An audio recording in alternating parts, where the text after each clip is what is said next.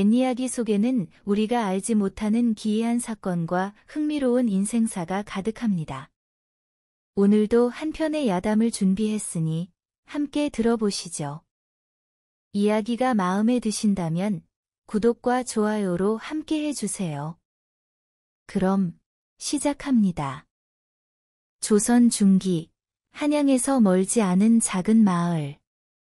버드나무가 늘어선 시냇가 옆 초라한 기와집에 이선이라는 젊은 선비가 살고 있었습니다.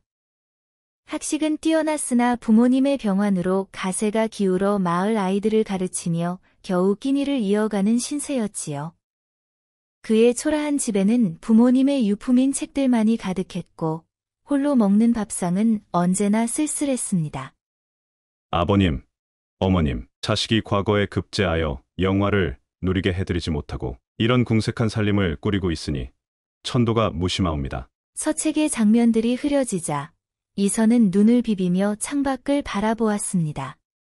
이럴 때가 아니지. 어서 박 판서 댁에 가서 서적을 빌려와야겠구나. 이선은 단정히 갓을 쓰고 낡은 도포를 여미었습니다.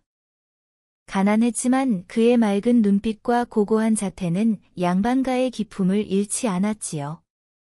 그는 먼지 쌓인 책 한 권을 들고 박판서 댁으로 향했습니다. 박판서의 집은 마을에서 가장 큰 기와집으로 높은 담장과 화려한 대문이 그 위세를 자랑하고 있었습니다. 이선은 하인의 안내를 받아 넓은 뜰을 지나가던 중 문득 한 여인의 모습에 발걸음을 멈추었습니다. 안채 뒤편에서 빨래를 하고 있는 여종이었습니다.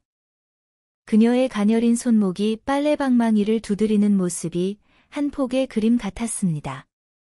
하얀 적삼 소매를 걷어올린 팔목은 봄 햇살에 반짝였고 땀에 젖은 이마에 흘러내린 머리카락을 쓸어 올리는 모습에서 묘한 기품이 느껴졌습니다. 저토록 고운 자태가 여종이라기엔 너무 품위가 있구나. 그때 박 판서의 둘째 아들이 거칠게 뜰을 가로질러 여인에게 다가갔습니다. 그의 얼굴에는 분노가 가득했습니다. 이런 미련한. 어제 내 도포에 물을 쏟더니 오늘은 이렇게 빨래를 망쳐놓았느냐? 이 비단 도포가 얼마나 귀한 줄 알고 이리 함부로 다루느냐? 내 놈에게 벌을 내려야 정신을 차리겠구나. 죄송합니다. 도련님, 다시 빨아 정성껏 손질하겠나이다. 여인의 목소리는 낮고 맑았으며 그 안에는 슬픔과 함께 묘한 단단함이 있었습니다. 잠시만 기다려 주십시오. 도련님, 사랑채에서 판서 어르신께서 찾으시는 듯하옵니다. 아버님이 갑자기 왜? 그 사이 이선은 여인에게 눈짓을 했고 여인은 재빨리 빨래를 들고 물러났습니다. 잠시 후 박 판서의 둘째 아들이 사랑채로 향하자 이선은 다시 여인을 찾아보았습니다. 담장 너머에서 여인이 이선을 바라보고 있었습니다. 그녀의 눈빛은 단순한 감사를 넘어 마치 이선의 내면까지 들여다보는 듯한 깊이가 있었습니다. 순간 이선은 가슴이 떨리는 것을 느꼈습니다. 이선비님, 사랑채로 안내해드리겠습니다. 판서나리께서 기다리고 계십니다. 그 후로도 이선은 종종 박 판서 댁에 들렀습니다. 책을 빌리러 온다는 핑계로 사실은 그 여인을 다시 보고 싶었던 것이지요. 그러던 어느 날 그는 그녀의 이름이 월화라는 것을 알게 되었습니다. 우연히 뒤뜰에서 월화가 다른 하인들에게 구박받는 모습을 목격했기 때문이지요. 너 때문에 우리까지 걱정이다. 내가 있는 날이면 항상 일이 잘못되니 누가 널 좋아하겠어? 멀리 가거라. 맞다. 어제도 월화가 곧 비가 올 것이니 빨래를 거두라고 했는데 하루 종일 맑았잖아. 그런데 오늘 아침 갑자기 비가 와서 다시 빨래를 해야 했단 말이야. 제가 어찌하면 좋을지. 조용히 해. 너가 말하면 꼭 재수가 없다고 몇 번을 말하는 거야. 이선은 그 모습을 보며 가슴이 아팠습니다. 그리고 며칠 동안 골똘히 생각한 끝에 자신의 얼마 안 되는 재산을 모두 모아 박 판서 댁을 찾았습니다. 판서나리, 감히 청이 있어 찾아뵈었습니다. 무슨 일인가? 젊은 양반. 저 댁의 여종 월화의 몸값을 치르고 저희 집에서 일하게 하고 싶습니다. 허허, 양반이 여종을 데려가겠다. 그것도 우리 집 월화를? 어디 양반이 천한 여종과 한 지붕 아래에서 지내겠다는 것이냐? 무슨 꿍꿍이지? 집안일을 도울 사람이 필요할 뿐입니다. 게다가 부모님께서 돌아가신 후 집이 너무 쓸쓸하여 솔직히 말하자면 월화는 재수 없는 년이야. 집안에 좋지 않은 일이 생길 때마다 그 계집이 먼저 이상한 소리를 해댔니 집안 분위기를 흐리게 해. 얼마 전에는 내일 새벽 누군가 큰 화를 입을 거지라 했는데 정말 우리 큰아들 놈이 말해서 떨어져 다쳤다니까. 그런데도 값을 치르고 데려가겠다면 솔직히 나로서는 고맙네. 이렇게 해서 이선은 자신의 재산을 거의 다 털어 월화를 데려왔습니다. 마을로 돌아오는 길, 햇살이 빗금처럼 내리쬐는 숲길에서 월화는 내내 고개를 숙인 채 묵묵히 따라왔습니다. 선비님, 왜 저를? 집안에 사람이 없어 일손이 필요한 것뿐이다. 너와 나 말곤 아무도 없으니 걱정 말거라. 네, 알겠사옵니다. 이선의 집은 초라했지만 월화의 손길이 다차 집안의 생기가 돌기 시작했습니다. 깨끗이 청소된 방, 정갈하게 차려진 밥상, 그리고 무엇보다 이제 홀로가 아닌 누군가와 나누는 대화가 이선의 마음을 따뜻하게 했습니다. 그날 밤, 이선이 책을 읽다 잠이 들었을 때였습니다. 방문이 살짝 열리며 월화가 들어왔습니다. 그녀는 단정한 차림이었지만 달빛에 비친 모습은 어떤 고운 규수보다도 아름다웠습니다. 월화, 이게 무슨... 선비님, 제가 선비님의 마음을 알고 있습니다. 저를 데려오신 이유도 이게 무슨 소리냐? 당장 나가거라. 저는 박판서 댁에서 늘 밤이면 도련님들이 찾으셔서 선비님께서도 그런 뜻으로 저를 데려오셨을 거라 생각했습니다. 그런 생각은 버려라. 내가 너를 데려온 것은 내가 불쌍해 보였다. 아무도 너를 제대로 대우하지 않는 것이 안타까웠을 뿐이다. 정말입니까? 그렇다. 이제 방으로 돌아가 편히 쉬거라. 선비님, 감사합니다. 제가 평생 선비님의 은혜를 갚겠습니다. 월화는 믿기지 않는 표정으로 물러났습니다. 그녀의 눈에 맺힌 눈물은 달빛에 반짝였고 이선은 그녀의 뒷모습을 오래도록 바라보았습니다. 그날 이후 그녀는 더 열심히 이선의 집안일을 돌보았고 이선은 자신의 본분인 글 공부와 아이들을 가르치는 일에 전념했습니다. 이선의 집은 초라했지만 월화의 손길이 다차 집안의 생기가 돌기 시작했습니다. 낡은 기와도 반짝이게 닭이고 마당의 잡초들은 정리되었으며 방 안은 언제나 깨끗했습니다. 무엇보다 이제 홀로가 아닌 누군가와 나누는 일상의 대화가 이선의 마음을 따뜻하게 했습니다. 한 달 정도가 지났을 무렵 이선과 월화는 서로에게 조금씩 마음을 열기 시작했습니다. 월화는 이선이 읊은 시를 즐겨 들었고 이선은 월화의 정성어린 손길에 깊은 감사를 느꼈습니다. 월화야, 내가 글을 읽을 줄 아냐? 제가 박판서 댁에서 때때로 어린 아씨들이 글 읽는 소리를 몰래 들었습니다. 그러나 글을 제대로 배운 적은 없습니다. 그런데도 이렇게 말투가 고울 수가 있느냐? 어릴 적 기억이 잘 나지 않습니다만 아주 어렸을 때는 좋은 집안에서 살았던 것 같습니다. 전쟁통에 부모님을 잃고 노비로 팔려. 그렇구나. 내가 원한다면 내가 글을 가르쳐주마. 정말입니까? 여종인 제게 글을 가르쳐 주시겠습니까? 신분이 중요한 것이 아니라 배우고자 하는 마음이 중요하다고 생각한다. 내가 글을 가르치고 너는 집안일을 돕는 것으로 하면 어떨까? 그날부터 이선은 월화에게 글을 가르치기 시작했습니다. 놀랍게도 월화는 매우 빠르게 글을 익혔고 이선은 그녀의 총명함에 감탄했습니다. 낮에는 집안일을 하고 밤이면 등불 아래에서 글을 배우는 월화의 눈빛은 별처럼 빛났습니다. 그렇게 2달이 지난 어느 날 밤, 이선이 책을 읽다 잠이 들었을 때였습니다. 갑자기 월화가 이선의 방문을 두드렸습니다. 선비님, 깨어 계십니까? 중요한 말씀을 드려야 합니다. 월화야, 이 늦은 시각에 무슨 일이냐? 제발 문을 열어주십시오. 급한 일입니다. 이선이 문을 열자 달빛에 비친 월화의 얼굴은 창백했습니다. 그녀의 눈에는 두려움과 걱정이 가득했습니다. 무슨 일이 있느냐? 얼굴이 하얗게 질렸구나. 선비님, 제발 내일 이웃 마을에 가지 마십시오. 내가 내일 이웃 마을에 간다는 것을 어떻게 알았지? 나는 아무에게도 말하지 않았는데. 방금 전 제가 우물물에 비친 달을 보고 있었는데 갑자기 물결 위에 선비님의 모습이 보였습니다. 선비님이 이웃 마을로 가는 길에 큰 위험에 처하시는 것이 그게 무슨 소리냐? 꿈이라도 꾸었느냐? 꿈이 아닙니다. 제발 믿어주십시오. 내일은 절대 이웃 마을에 가지 마셔야 합니다. 하루만, 딱 하루만 미뤄주십시오. 이선은 월화의 진지하고 절박한 모습에 어쩔 수 없이 고개를 끄덕였습니다. 그는 반신반의하는 마음으로 하루를 미루기로 했습니다. 알았다. 내 말대로 하루 미루마. 하지만 이런 이상한 이야기는 다시는. 감사합니다. 선비님, 정말 감사합니다. 그리고 다음 날 아침, 마을에 충격적인 소식이 전해졌습니다. 이웃 마을로 가는 길목에 있는 한강 나룻배가 급작스러운 폭풍을 만나 침몰했다는 것이었습니다. 이선 선생, 큰일 났소.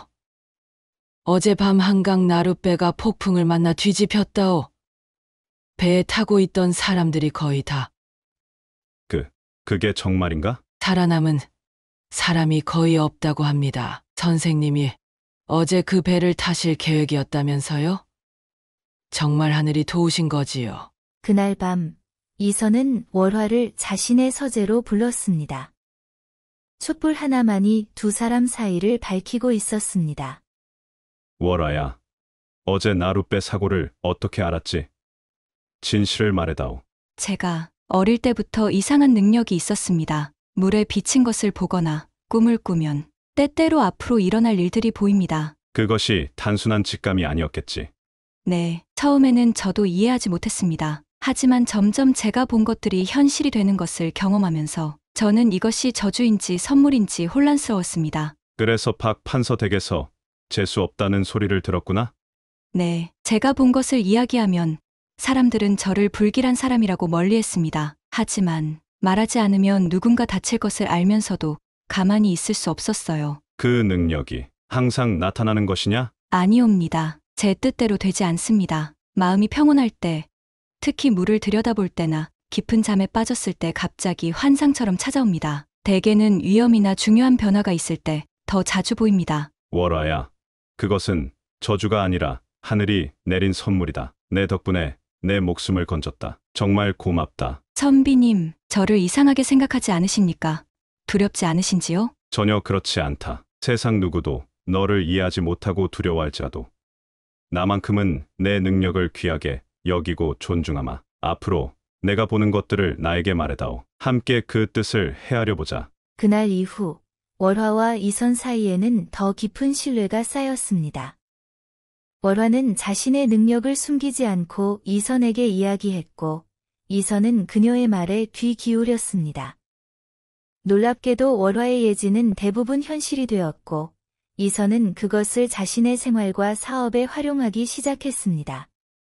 선비님, 제가 어젯밤 꿈에서 보니 올해 여름에 큰 가뭄이 들 것 같습니다. 그러면 쌀값이 크게 오를 텐데. 그렇다면 우리가 지금 쌀을 사두면 좋겠구나. 네. 그리고 겨울에는 큰 눈이 내려 목화가 귀해질 것 같습니다. 지금 목화를 구해두시면. 처음에 이선은 반신반의했지만 시간이 지날수록 월화의 예지가 정확하다는 것을 알게 되었습니다.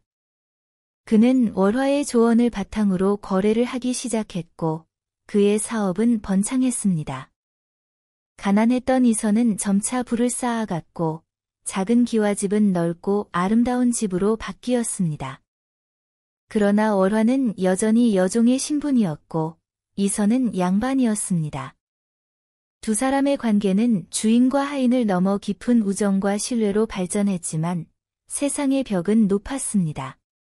이선 선생 댁의 여종이 이상하다는 소문 들었소. 선생님이 그 여종과 하루 종일 이야기를 나눈다는데. 그뿐인가? 이선 선생이 그 여종의 말을 모두 믿고 따른다지 않은가? 여종이 주인을 좌지우지한다니 세상이 뒤집어졌구나. 이런 소문은 점점 번져갔고 마을에서는 이선을 향한 수군거림이 늘어갔습니다. 하지만 이선은 개의치 않았습니다. 오히려 월화에 대한 그의 감정은 날이 갈수록 깊어졌습니다. 월화야, 이제 우리 집은 꽤 넉넉해졌다. 하인도 몇 명 들였으니 내가 굳이 일을 하지 않아도. 괜찮습니다. 선비님, 제가 일하는 것을 좋아합니다. 그리고 제 손으로 선비님을 모시는 것이 가장 큰 기쁨이옵니다. 월화야, 나는 내가. 그때 갑자기 대문을 두드리는 소리가 들렸습니다. 하인이 달려가 문을 열자 뜻밖의 손님이 찾아왔습니다.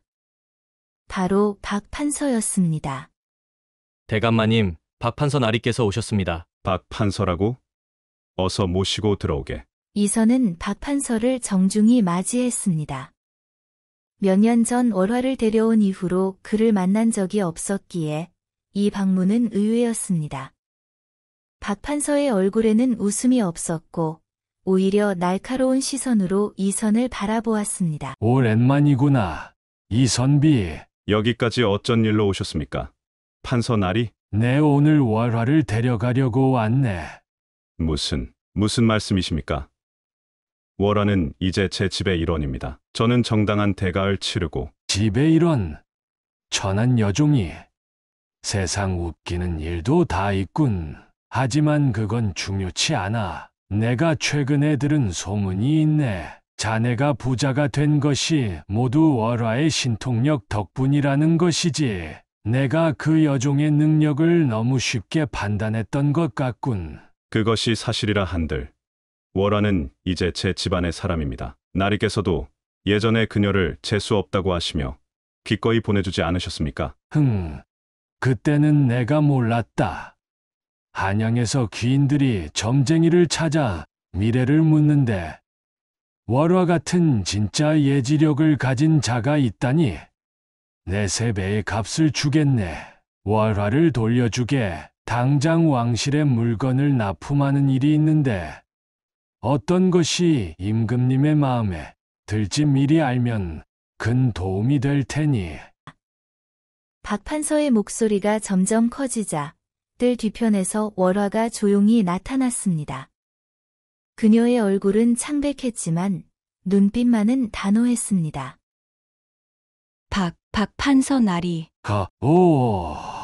월화야, 너를 다시 보니 반갑구나. 보아하니 잘 지냈나 보구나. 이제 나와 함께 돌아가자. 내 집에서는 너를 더 이상 천대하지 않을 것이다. 내 능력에 맞는 대우를 해주마. 송구하오나, 저는 이곳이 제 집입니다. 돌아갈 수 없사옵니다. 뭐라고? 내가 감히 내게 그런 말투를? 너는 원래 우리 집의 사람이다. 이 선비가 너를 데려간 것뿐이야. 다시 집으로 돌아가자. 어서. 판서 나리, 월화는 이미 자유의 몸입니다. 제가 그녀에게 자유를 주었으니 이제 그녀가 어디서 살지는 그녀 스스로 결정할 문제입니다. 그때 월화는 갑자기 몸을 떨며 눈을 감았습니다. 그녀의 얼굴에 갑자기 땀이 맺히고 마치 무언가를 보는 듯한 표정으로 변했습니다. 잠시 후 그녀는 눈을 떴고 그 눈에는 깊은 두려움과 걱정이 서려 있었습니다. 박 판서 나리, 지금 당장 집으로 돌아가셔야 합니다. 뭐라고? 제가 방금 보았습니다. 나리의 작은 아드님이 지금 사냥을 나가셨는데 곧 큰 위험에 처하실 것 같습니다. 말에서 떨어져 계곡으로 굴러떨어질 위험이 있습니다. 왼쪽 다리에 큰 상처를. 무슨 소리냐? 내 아들이 오늘 사냥을 나간 것을 어떻게 알았지? 그리고 나리께서는 최근에 비단상인 최서방에게서 청록색 비단을 사셨습니다. 그 비단으로 임금님께 드릴 옷을 만들고 계신데 그 비단은 가짜입니다. 물에 젖으면 색이 바래고 변할 것입니다. 그것이 발각되면 나리께서 큰 벌을 받으실 것입니다. 내가 어떻게 그것을 알지? 청록색 비단을 샀다는 것도 최서방의 이름도 아무도 모르는 일인데.